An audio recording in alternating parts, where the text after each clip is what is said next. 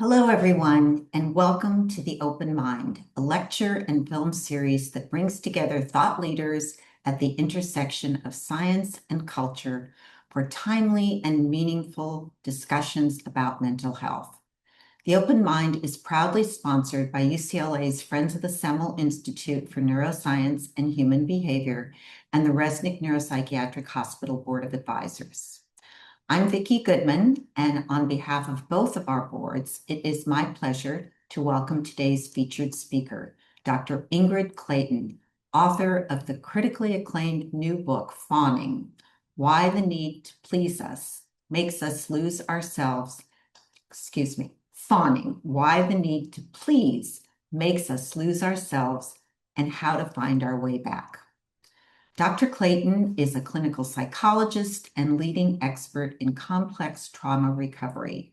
She also holds a master's degree in transpersonal psychology and has maintained a thriving private practice since 2009, right here in Los Angeles. With compassion, clarity, and depth, she shines a light on fawning, an often overlooked trauma response alongside fight, flight, and freeze. Fawning describes the survival strategy in which individuals cope by people-pleasing and moving toward those who may be causing them harm.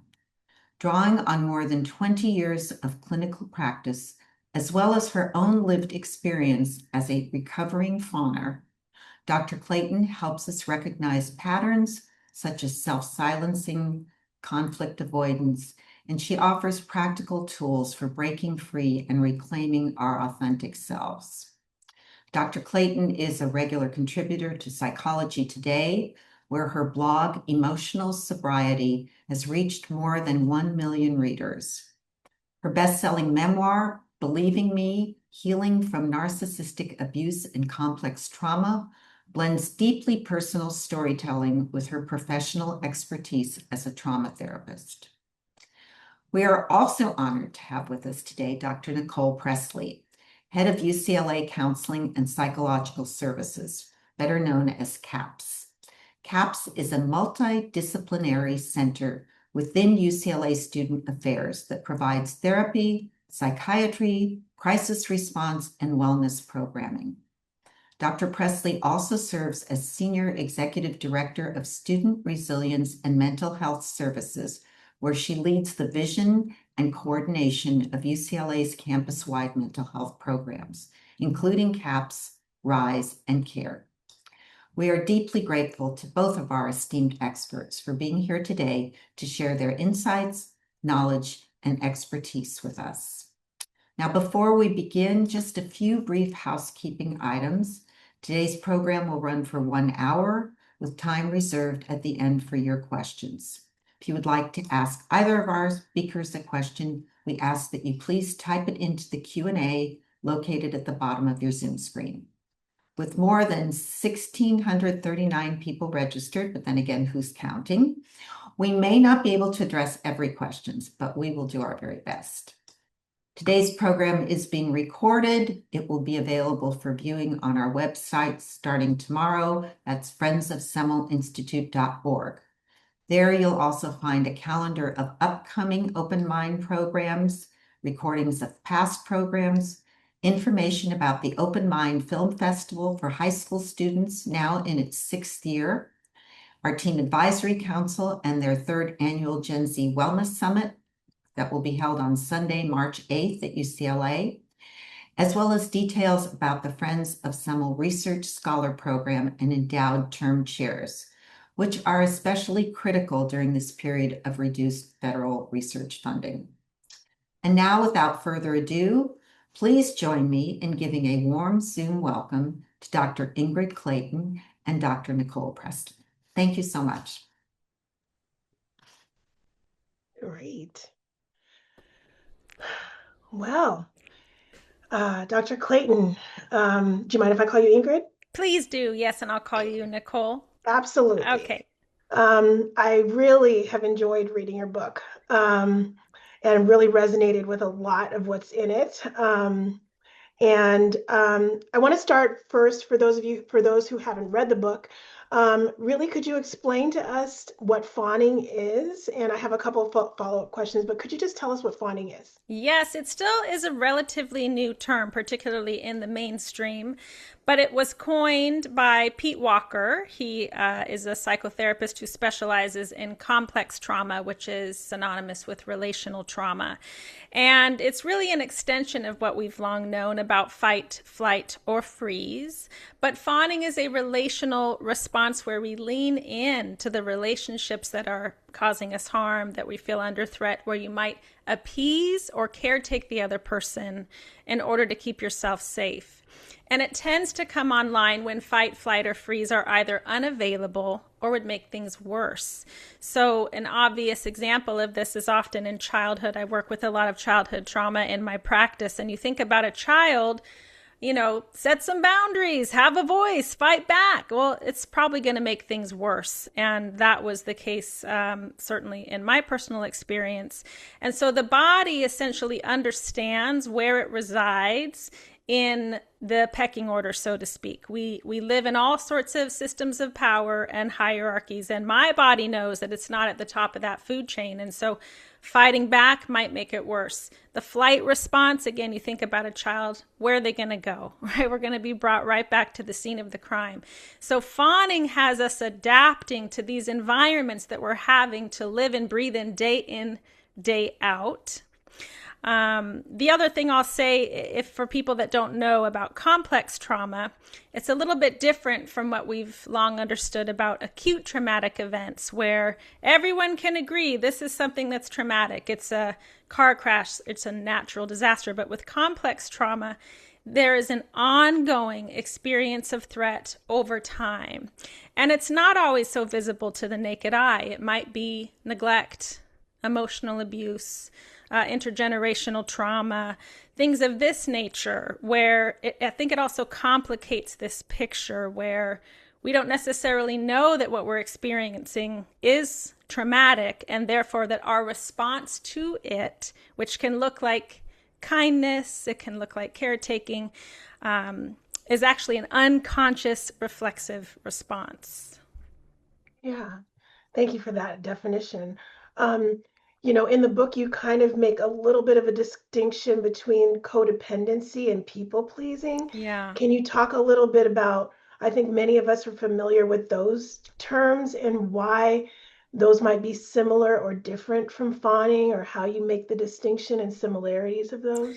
Yeah, in my opinion, I think that those terms were our best attempts to name something vitally important with, the information that we had at the time.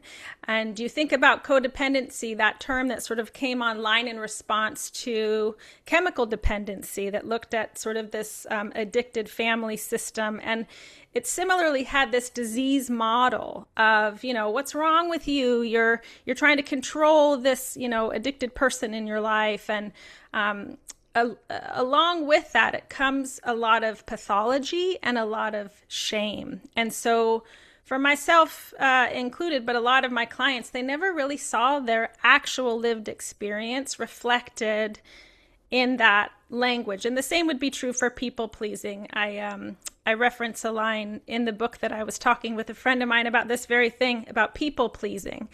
And she said, Ingrid, the people were not pleased, right? So there's this idea too that you're making everybody happy, and that you really have more control over the outcomes. And that's certainly not the case. And so those terms, while some people see themselves reflected, and I think they do contain a lot of the potential flavors of what can happen in the fawn response, they imply conscious agency and they imply choice. So by sort of flipping all of that on its head and seeing this as a survival response, as the nervous system's response, it removes a lot of that shame. And, I'd love to hear your thoughts on this too, but in my practice, if we want to move the needle, any needle in any direction, one of the first things we have to do is get the shame out of the way. And I say in the book, you want to keep a fawn or fawning, tell them that they're doing something wrong. Mm-hmm. And what we're going to do then is pivot towards your perception of us, because that's what we're managing. All of our sense of safety resides outside of our own body. right? We're hypervigilant. We know your mood before you've even uttered a word because we can tell that, your shift in stance has changed. All of our sense of safety resides outside of our body. So now someone says, well, Ingrid, just set a healthy boundary, or, why don't you just love yourself? And I go, oh, got it. Got my marching orders. You need to see that I'm practicing or saying all these affirmations or trying really hard to love myself, but it's not actually self-love. It's another aspect of a performance because I'm waiting for this external validation almost for me to exist at all. Yeah, that's one of the things you really kind of hammer home, that the fawn response is really because of the relational trauma, a trauma response.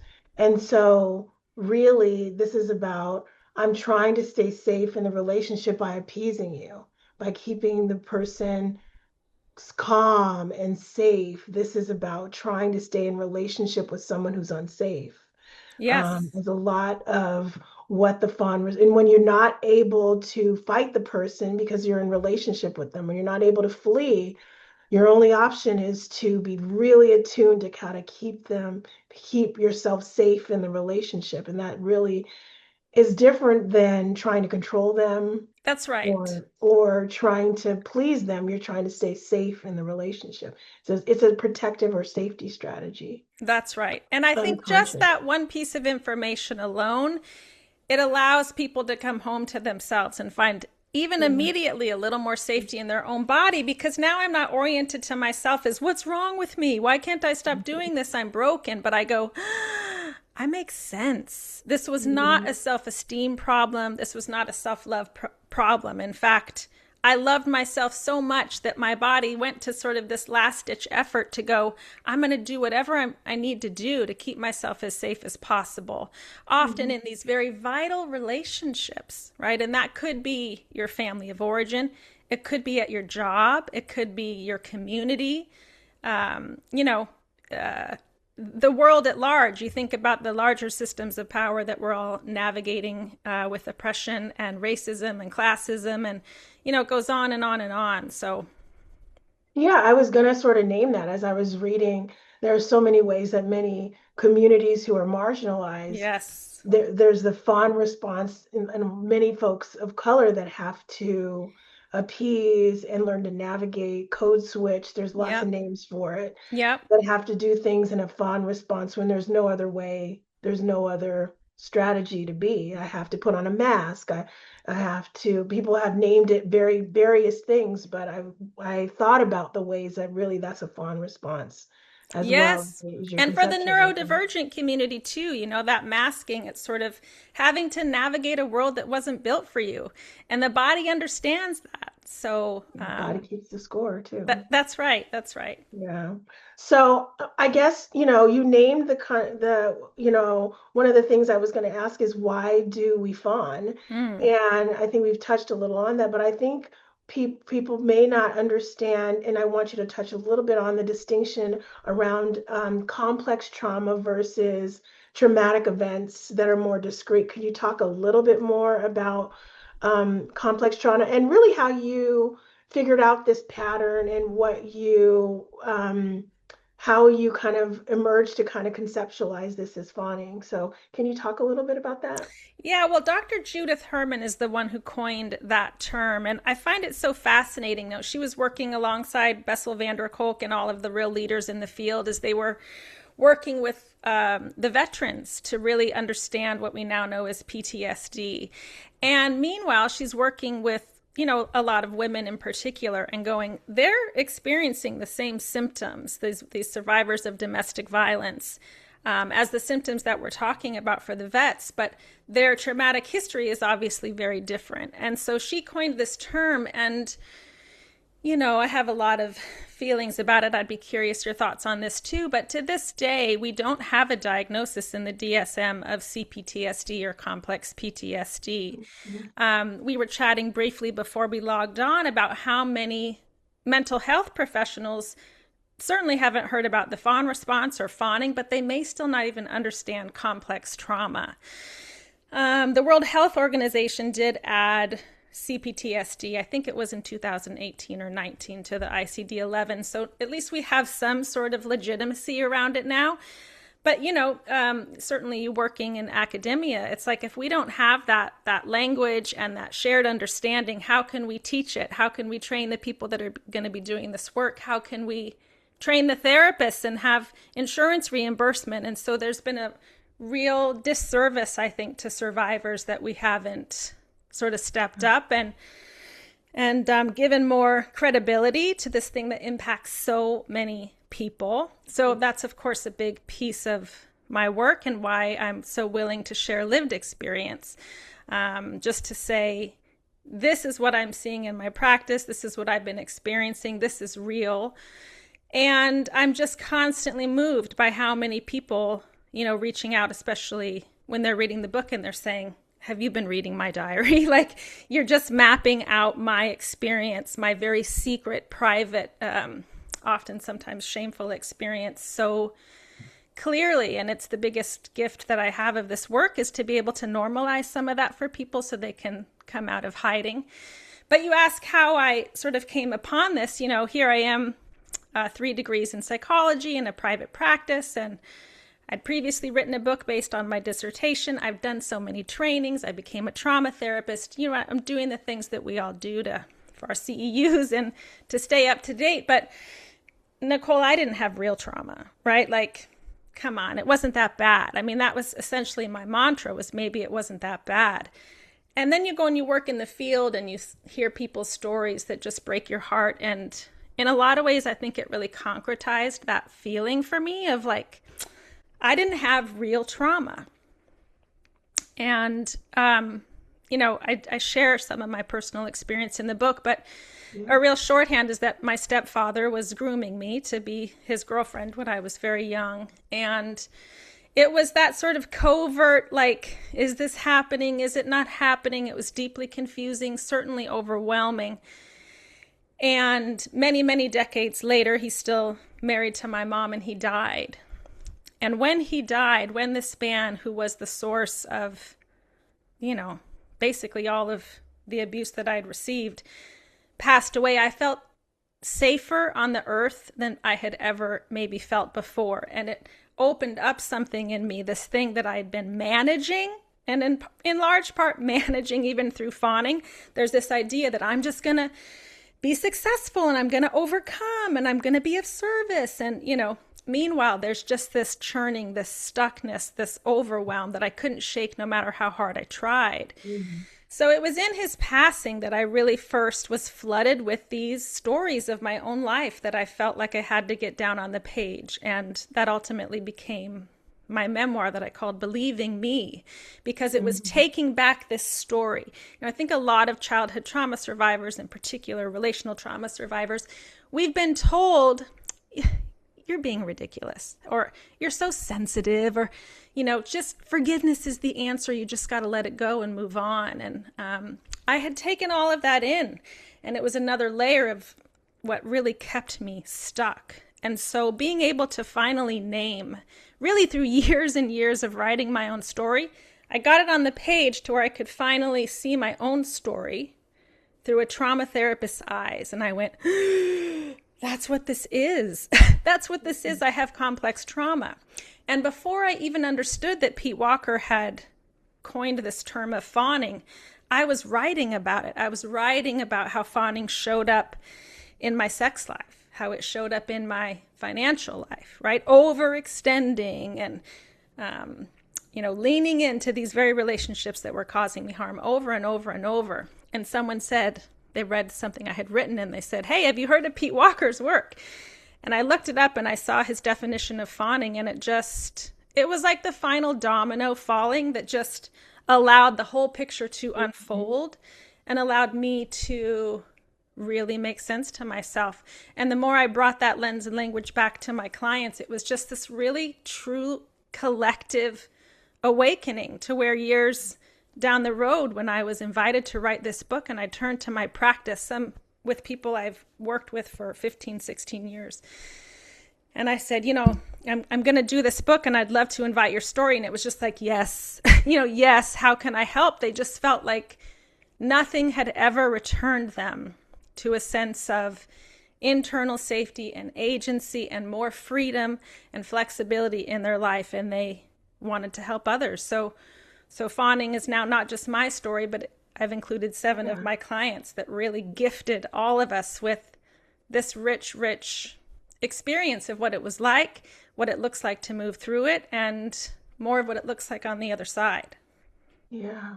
Well, let me just say how brave you are to just like tell your story, especially as I think a therapist, Yeah. I mean, I resonated a lot with what you were sharing as I identify as a fawner myself in so many ways. And as a therapist, I think we're supposed to have more or know more. And Yeah. in some way, we're Yeah. still all revealing ourselves to ourselves as well. And for you to just tell your story so authentically and honestly, and for your brave clients to also allow, because I think the stories that you shared are really just so moving, that are in the book, that tell a lot of stories about fawning in very different ways. Yeah. So I just want to share that, and thank you for being brave enough to do that for the benefit of others. I'm curious, as you talk about it, maybe you could share some of the ways that people fawn, like how does it show up? What do people, what do people, there's always a gain to it, but there's always a loss. So how does it, what do people gain from it? What do people lose from it? Can you talk a little bit about what are the signs so that people know exactly what you're talking about when you talk about fawning? Yeah, I think it really is context dependent. So again, you talk about a relational trauma response. It's in a context in particular. And so one way that I mapped it out was to show how I fawned very differently for my stepdad versus my mother. And so to go back to the stepdad who was actively alcoholic and a rager and coming for me, quite literally, it's the sense of like, I'm not safe. You're coming for me. And I'm going, hi, like I'm still a person. Who do you need me to be to remind you that, you like aspects of me and you don't want to squash me like a bug? So that's the appeasement side of things. It can look very performative. We can be hilarious. We can be managing moods and states, like I said before, where there's this hypervigilance of like, uh-oh, your mood is turning. What can I do to try to steer the ship in a different direction? So that's one side of it, the appeasement side of things. The other side of that for me was I had a mom who I turned to and said, hey, I'm really terrified. In fact, I organized an intervention with the help of my school counselor when I was 16 years old. And she said, I don't believe you, right? She was one of those people that kind of turned a blind eye. And so in this case, it was her absence, her neglect. And when someone has gone missing, we start leaning in this very caretaking kind of presentation, almost as though I can loan her my agency or my understanding or my hopefulness. I can wait. I call it toxic hope a lot of times because we keep sort of lending out ourselves, loaning out pieces of ourselves as though they're going to get it any day now, right? Because this idea is if I help them, they will either stop hurting me or finally show up, right? So in both sides, you can see how we're really being pulled or moved off of our center. And it points to one of the most significant and heartbreaking, I think, threads that underline all of the symptoms of the fawn response, which is self-abandonment. Because if I'm so attuned to what you need and I'm showing up and I'm trying to manage that, I almost don't exist in the equation at all. So there is this perpetual feeling of my entire sense of safety and worth lies outside my own body. Only when you give me permission or you give me validation or you start to show up or you don't leave, then I can start to feel like, okay, I can breathe. But that's not really being a real whole person, right? So that self-abandonment piece, it looms large, and it also shows up in this fear of conflict Vicki mentioned at the beginning. Right. I can't really have a voice because what if you disagree, right? I'm going to be shut down. It's going to make it worse. If my whole sense of safety and survival is based on keeping this ship afloat, anything I do to kind of drop that, the stakes feel genuinely high. The stakes feel like life or death. So conflict or a difference of opinion, it's like, why even bother having a voice? No way to win. There's no way to win. That's right. No way to win. No way to win. So some of us play small. It's almost like, and I have lots of experience of this in my life, like you wish you could just be invisible because taking up space puts a target on your back. So I'm not going to ruffle any feathers. But sometimes in that appeasement presentation, people loom really large. They have big personalities. They can kind of manage the states in that way. So there's not one presentation. It sort of depends not just on the context, but your personality and the body's goal at the time. But those are a couple of the biggies: the playing small, the conflict avoidance. There's a bit of a shape shifting where, and you talk about being a therapist and being vulnerable at the same time. There was a part of me that was like, those two things can't coexist at the same time. Certainly not the part of me that was also a performer and a singer-songwriter, not the part of me that has a sense of humor. It's like these things could not coexist in one place. So the body kind of learns like, oh, this is the time that I can be an expert. And yes, call me Dr. Clayton or whatever that is, you know. And over here, I'm allowed to be this part of me, or this group draws out that aspect of me. And of course, that's also just common in being a human being. But I feel like trauma survivors, more than most, are so deeply fragmented.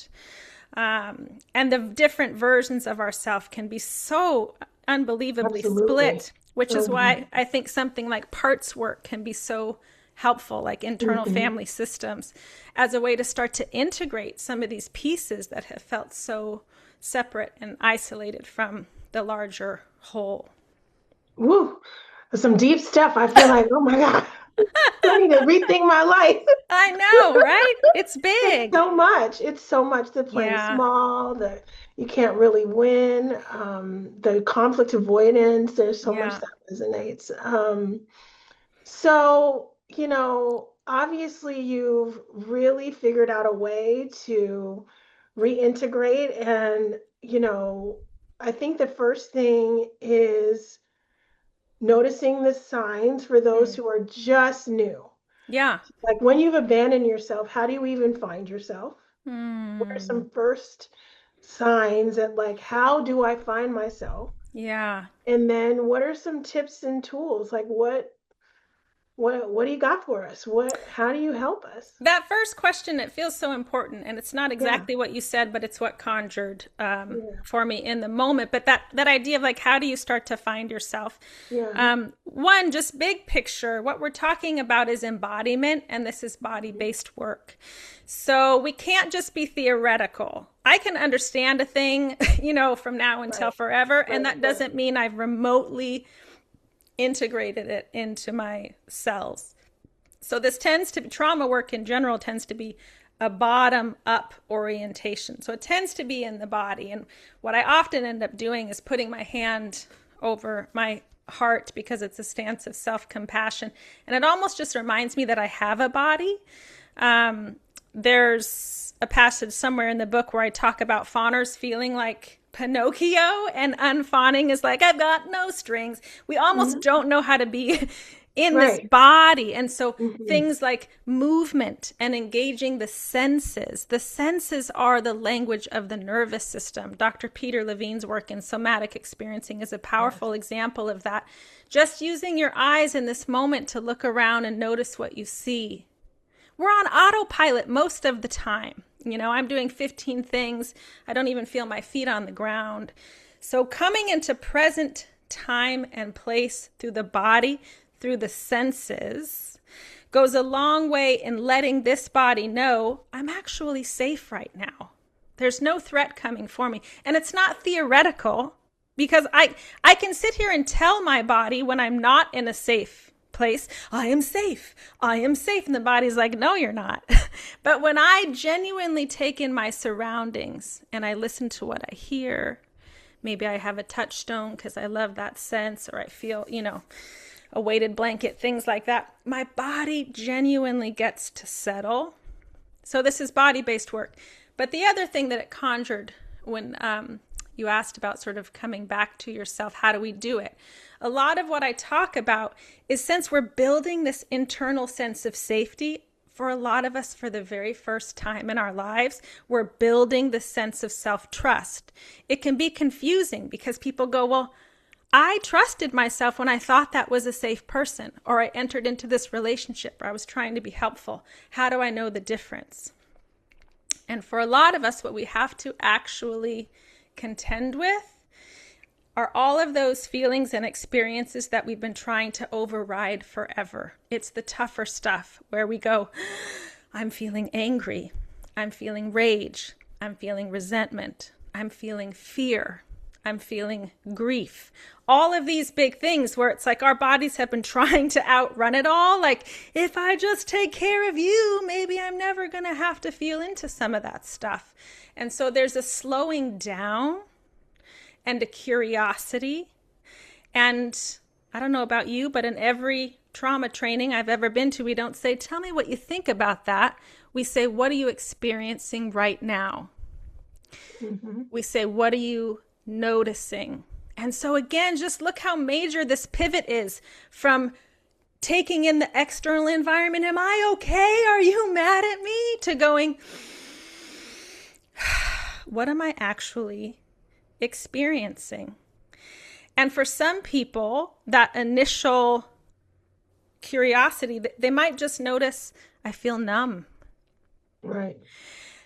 And I go, what does it feel like just to notice that you're numb?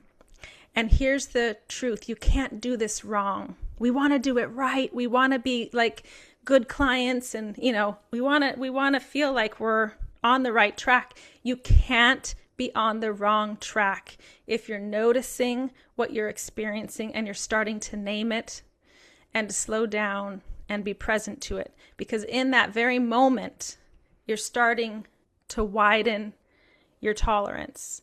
You're starting to widen your distress tolerance. And for a body like mine, okay, we're talking about complex trauma, ongoing threat. So what came on board? Ongoing trauma response. It's now 10 steps ahead of me no matter what's going on in the environment. My body goes, I'm not going to wait to find out if you're going to hurt me. I'm just going to be on all the time. And so every tiny little trigger, every little possibility in the environment, to me, my body goes, potential threat, potential threat. So by coming in and slowing down and getting curious and noticing, I'm building my capacity to know the difference between discomfort and danger. And these are the building blocks for being able to find so much more freedom. And you can see too how we're setting a foundation. We're not going, well, just go set a healthy boundary. Go march to the person that's causing you all this harm. And quite frankly, if it doesn't go really, really well, the body's going to go, I'm never going to do that again. So it's this slower, more purposeful, and now I'm curious, like, is this tracking? I just said a whole lot, so you can tell me what I'm saying is making sense. No, I think it's tracking a lot. Yeah. I think, the question that I have, I think for me and for other people is, the person is still in your life. Yeah. That is still in your life. Yeah. And so I think the embodiment work works when you're by yourself or with people. Yeah. And I think it's important to name. It's harder when the dangerous person it's harder to do it with the dangerous person. That's right. And I guess that if I haven't qualified it, yes, I haven't qualified it yet, but it's really important to name. Moving from a lifetime of fawning to unfawning does not mean I'm never going to fawn again. Right? I will still have a fawn response. And guess what? I hope that it does come online when I need it. What we're striving for is not living in survival mode 24/7. That's the distinction. So yes, if you are in clear and present danger, Right. I mean, I could just get so emotional thinking about that. I hope your body does whatever it deems, and the body decides in a nanosecond, by the way, what strategy it's going to sort of lean on. I hope that it leans on the one that keeps you as safe as possible. There is never any shame in that. And when I'm talking to my best friend, when I'm talking to a loving partner, when I'm talking to someone that maybe is a peripheral friend, but I haven't ever really let them in because it's felt too terrifying, and I'm deciding I want to be more of me in the rest of my life, can we even renegotiate, recalibrate, like how much is allowed or tolerated in our relationship, right? And in real time, I've seen it go 8 million different directions with my clients. That there is this saying, when we stop people pleasing, people will not be pleased. And so that's true. Some people will not. They'll be like, I'm used to you picking up all the pieces, and I like that your world, revolves around mine, and I don't want to do it any different. And guess what? For a lot of people, they go, wow, that's good information. And relationships change. That's right.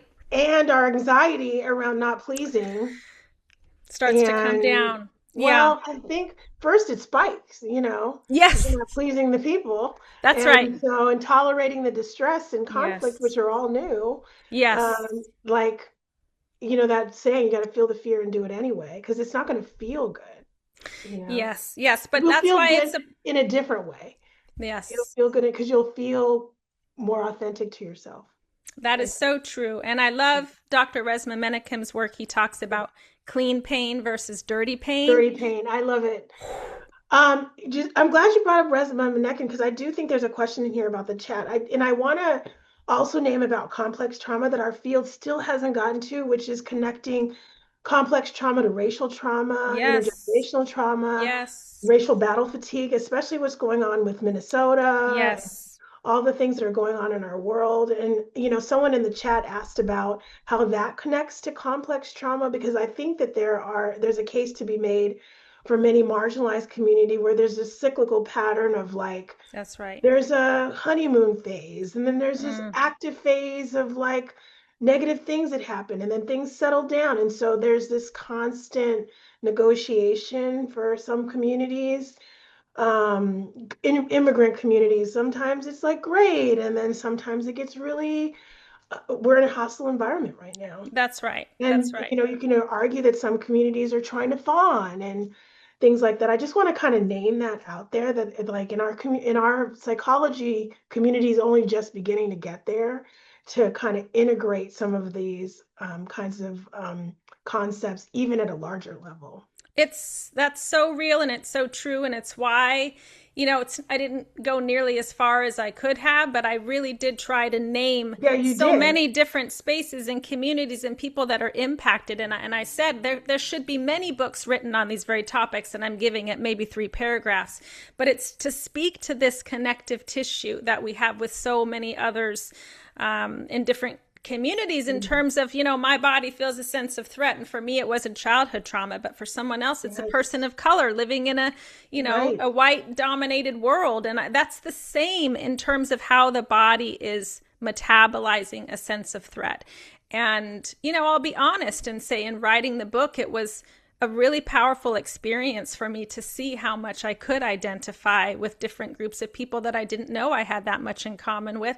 And this speaks to, I think, this larger need for this work just can't be individual. It can't just stop with me, right? That the people that do hold more power need to be allies for those that don't. And it's not just individual self-care, it's community care. And how do we move into that? And I have way more questions than I have answers for those things, but I'm grateful to you for naming it. Great, thank you. I want to start to get to the questions. We have a lot in the over 30 in the chat, or we have 30 in the Q&A. So I'm going to start a little earlier. Okay. So you name in the book, and you said it here. Can you talk? Do you think narcissistic abuse could play a part in this? I'm kind of going a little out of order because I think you've talked a little bit about some of these questions. What do you think about narcissistic abuse? Can you talk a little bit about this? Yes, this is a very common pairing. The narcissistic abuser and the person who is fawning. And in fact, Pete Walker's work really originated there. He saw that for narcissistic parents who kind of press their kids into service, that this is, it's just a very common experience. So I speak about that in the book. It's also the origins of my personal story. Believing Me is based on surviving a narcissistic family system, and it's where all my fawning originated. So in short, the answer is it's a big yes. And I love Dr. Ramani Durvasula's work on narcissism. If you haven't read It's Not You, it's like a masterclass. So, yeah. Thank you. I'm trying to pick some other questions here. You talked a little bit about this, but if you could just clarify, will you help us understand the difference between fawning and appeasement? Is fawning reflexive and appeasement more voluntary and strategic? To me, they're the same thing. You know, some people call the fawn response the please and appease response. I think fawning as a label sort of took off because of the alliteration with fight, flight, freeze, and fawn. But to me, it's one of the same. Okay, thank you. Is this a more trauma-informed, trauma-educated understanding of Stockholm Syndrome? I've historically found Stockholm Syndrome to have tones of victim blaming and shame. Yes. I haven't seen anyone write about that specifically, but my answer is yes, that I too sort of bristle at that shame and blame of Stockholm Syndrome. I would say that Stockholm Syndrome also has what I speak to in the book, which is the trauma bonding, which goes hand in hand with the fawn response too, in terms of the intermittent reinforcement. I won't go into that too much, but if you're interested in that particular piece, I certainly speak to it in the book. Great, thank you. I'm almost 70, CPTSD, complex trauma PTSD, from a lifetime family of origin abuse, lifetime fawner, but my legacy is their lies. How can I give myself credit for my decades of fawning, which benefited everyone else but hurt me? Honestly, I just want to honor you for being here and say that I get so emotional every time. I get so many emails from people in their 60s, 70s, even 80s, and they're just crawling out of this thing after a lifetime. So you showing up for a Zoom and to say out loud in the chat or in the Q&A, I'm in my 70s, I'm crawling out from this thing, is so powerful. It is so hopeful. And I think we just continue to do this in community. I have a Substack where I share community reflections, where I'll share posts where people talk about their own sort of unfawning experiences and what that looks like or where they feel stuck. And, you know, it's a small space, but it's a place for people to start to share more personal experience so we can all be like nodding our head going, yes, yes, yes, I see you. Thank you. So that's just what I feel in my body in response to that. Thank you. Can you talk about freeze versus fawn reasons and overcoming the distinction there? I think that's important. It is. So the freeze response is likened to that deer in headlights, where you have all of the activation in your body, the accelerated heart rate, for instance, but it's trapped. It can't move. And so I talk about hyperarousal, which that's an aspect of the hyperarousal, but it's trapped. Fight and flight is hyperarousal. The end of that spectrum is collapse or submit. It's where the prey animal plays dead in the predator's mouth. It's like limp. There's no elevated heart rate. It's literally presenting as no longer here. And fawning is interestingly in the middle of this spectrum. One part is hyperarousal. This is the part that allows us, quite frankly, to get up and out of bed every day and to put on the smile and what do you need? And we're running circles around people. It's mobilizing. But at the same time, there's hypoarousal in the system. This is can feel like depression, dissociation. This is the piece that has us self-abandoning. There's a deep disconnect from self. So that's the current sort of understanding, is that it's a hybrid response that presents with both hyper and hypoarousal at the same time. That's a really important distinction. Thank you. Yeah. I think this is a bit related. What about tonic immobility, I think, and mutism in relation to fawning? So especially for women. Well, those would fall on that collapse submit side of the spectrum. That's what tonic immobility is, when you're, the prey animal that's just gone limp. I'm getting just some thank you so much for your story, the stories of your clients. What Mm. initial advice would you give to fight fawning at work? Even my director has noted that I'm a fawner. Well, I am very interested in the fact that there's already a relationship there where you're naming it. That's kind of incredible. I think oftentimes it's safer not to do this work in real time. In other words, I start in the book, I talk about the internal work that we do, and then I talk about how we bring it external. And you can see, even in this conversation tonight, it becomes important to start to map out a sense of internal safety. Otherwise, we're just still reliant on, like, do you think I'm doing a good job? Did I do it wrong? And so, what that might look like is maybe you even notice, oh my gosh, I just completely fawned in there. I totally disagreed, or I didn't stand up for someone, and you leave and you're riddled with shame and guilt. And now you're beating yourself up, right? A lot of us know that cycle. So, here's the place where I go, can we pause and notice? The part of me feels really ashamed and really guilty. And this is what we can call reparenting work. It can be inner child work, parts work, where we're creating a little bit of space, like I did with all my writing, where we can look at this part and go, oh, honey, you're afraid. You are so terrified. What's going on? And we have this opportunity to be in real relationship with ourselves. And this starts to build that internal safety, because now this wounded one isn't in the driver's seat going, you just got to make it better, right? It feels like it needs to keep managing things. It's this protector. And it feels like it needs to until we let it know, oh, honey, you're okay and I'm here, right? Sometimes I even let it look around my life and go, do you see all this gray hair? Like, I'm in my 50s now. Like, these younger parts may not know. Then sometimes we can return to these environments and say, you know what? I didn't say something back there and I wish I would have. We have an opportunity to do a do-over. And we can even go to a trusted friend or a therapist and say, you know, how might I sort of bring this nuanced point back in? Take care of ourselves before, be as embodied as possible. And then sometimes a different conversation is possible. All of this to say it's a process. It's not a destination. We don't get to like I said, never fawning again. I'm still in a body. I'm still in a body that has to deal with other people. So we have to give ourselves a ton of grace. And in fact, that's the thing that allows us to keep moving and gain more traction. Right. We always have an opportunity to keep growing. That's right. That's right. Keep growing. That's right. It seems like there's a lot of overlap with fawning behavior and BPD, I guess, borderline personality symptoms, as well as other psychiatric disorders you touched on earlier. How might a fawn response show up as in an individual with BPD? Very specific question. It is a very specific question, and I would be curious about your thoughts on this too, Nicole. But, you know, I think what we know now is that this notion of a personality disorder often originates from a history of deep trauma. That's what this is. And so there's so much overlap, in fact, in the symptoms that they're almost one and the same. Judith, that's what Judith Herman argues. Yes. Yeah. Yes.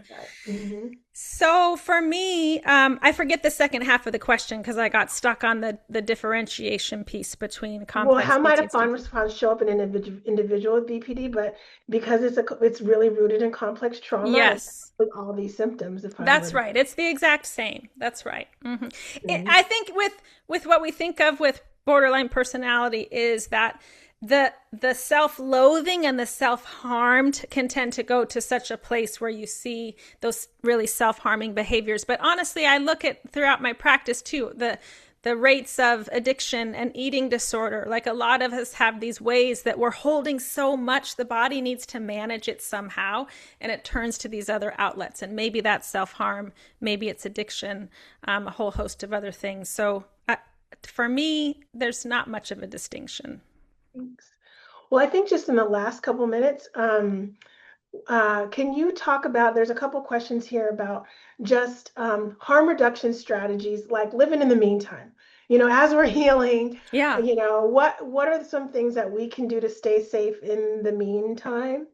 And if we have a couple more minutes, I'll ask us a couple others, but what are some harm reduction strategies for fawners? Like, in the meantime? Well, I think, I talk a lot about resourcing and regulation, and these are things that everyone does a little bit differently, but I would encourage you to get curious about what allows you to feel a little more present, or maybe the word is grounded, maybe it's safe. Some of my favorites are bilateral stimulation. So this comes out of EMDR, one of the very common and popular treatments for trauma based on eye movement desensitization and reprocessing. Originally, it was done with the eyes, back and forth rhythmic movements. Now we know that applies to any back and forth rhythmic movement. That means walking. So for me, I love just to get out and move my body. It's bilateral stimulation. And then on top of that, I include Peter Levine's work of using the senses to help me orient to present time and place. And I try to do it with natural objects, but you can do it with anything. But I will notice, what color are the trees? Even if there's a weed growing up in the sidewalk, I'm very much in a city environment. Can I notice the clouds? Can I notice the bird song? These are the things that help to bring me into more regulation, present time and place. People do it with art. They do it with music. I was so nervous before we logged on. I was rocking out to that piano and I started humming. And it just helped me to go, oh, right, here I am.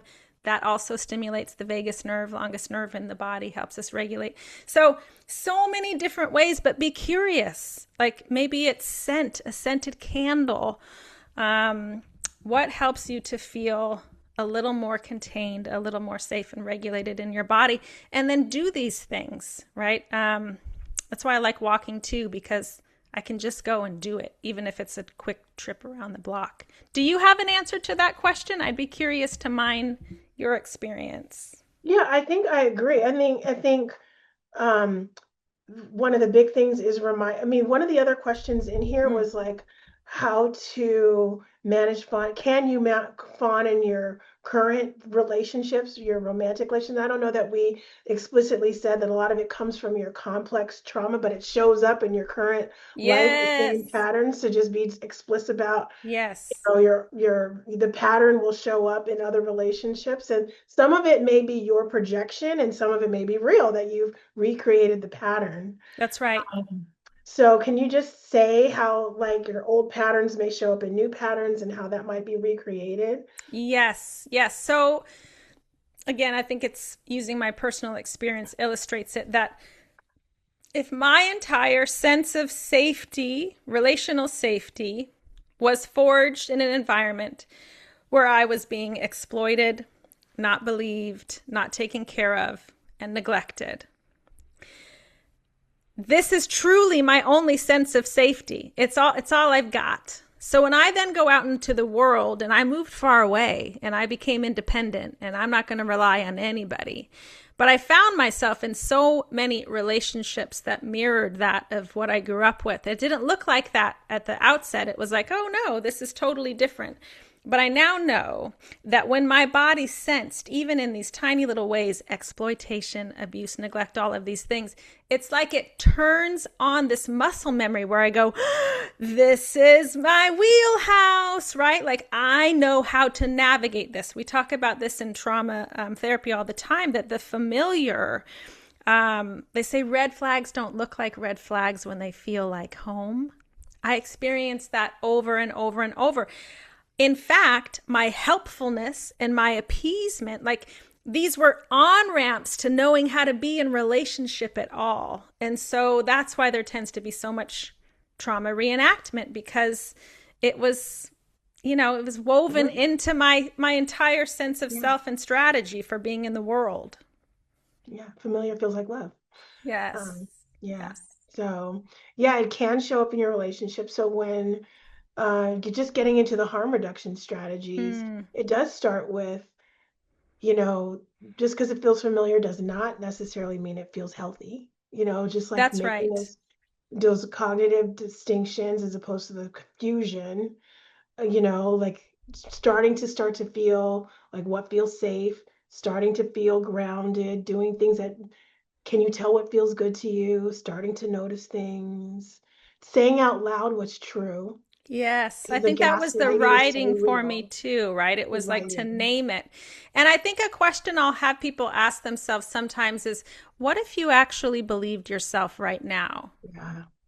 What if you, and a mentor said this to me, what, Ingrid, what would happen if you were putting yourself first in your own life? And it was like, whoa, I knew what the answer was immediately. It didn't feel available to me at the time, but I knew what the answer was. And can I at least clock that these are some of the ways And you just say it to yourself, even if you in? say it to someone Yes, else. that's right. That's right. Yeah. Even if it's just a whisper. Yes. Yeah. So many things. So many things.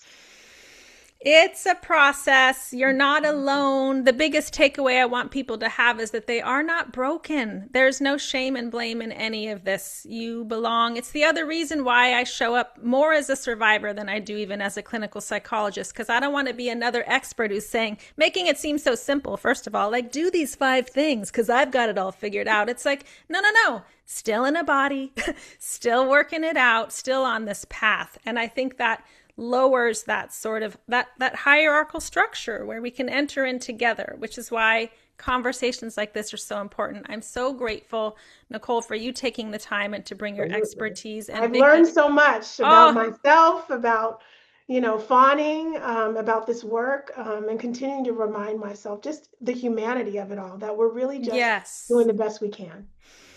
thank you Absolutely. so much. Ingrid and Nicole, I just want to thank you on behalf of the Friends and Resnick Board for this extremely meaningful conversation and for really educating us about fawning, which many of us really did not know this term. Yeah. We do, we're pretty familiar with mental health wording and challenges. So Ingrid, thank you for writing this book to help fawners recover, and especially for your openness, sharing your personal story. You validate so many people's experience and their sense of identity. Thank you, Nicole. Thank you for your very thoughtful questions and comments and very skillful moderating. So on behalf of the Friends of Semel and the Resnick Board, thank you for the privilege of your time, all of you. This is a community where we can share and learn, and we're so happy that you joined us. Thank you so much. Good night. Thank you. Thank you.